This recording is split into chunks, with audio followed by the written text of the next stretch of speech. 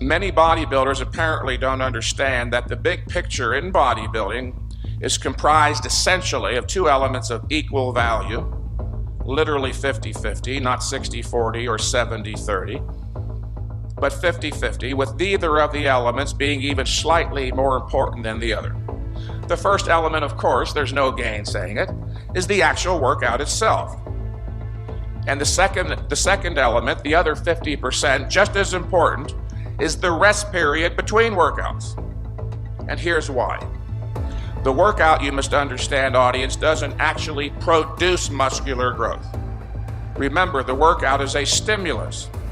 The workout merely stimulates the body's growth mechanism into motion.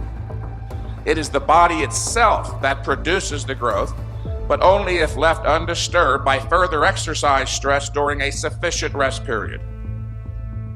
Or in other words, if you don't rest enough, you won't grow enough, if at all. Now here's the crux of the problem. How can anyone know with reasonable certainty how much time need elapse between workouts? Well, I'm going to tell you.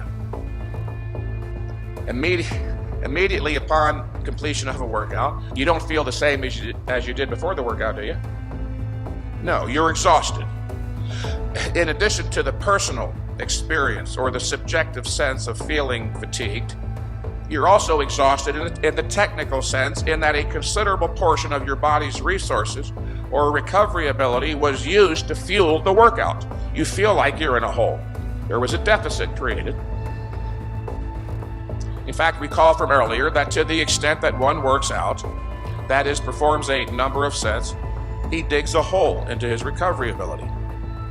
The first thing that the body must do after the workout is not build the mountain on top of the muscle, but fill the hole, or recovery we call it. And the crucial point here is the process of recovery is not completed zippo immediately upon completion of the workout. In fact, the completion of the recovery process itself may take up to 5 days or even longer in some cases before the body even has a chance to start building the mountain on top of the muscle.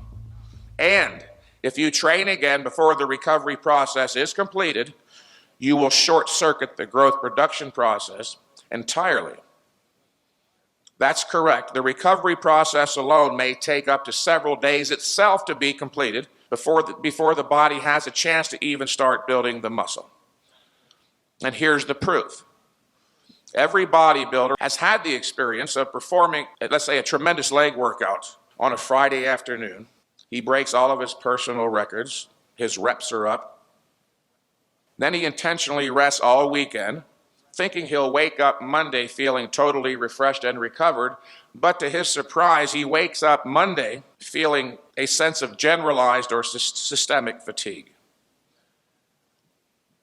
One of the chief sources of confusion on the issue of frequency is that bodybuilders don't realize that exercise, in addition to having a localized effect on the muscle being worked, also has a systemic effect.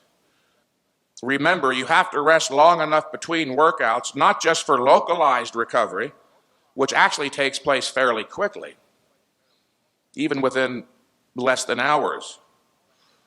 You must also allow enough time between workouts to allow for systemic recovery, which can take weeks, depending upon the type of training you're engaged in.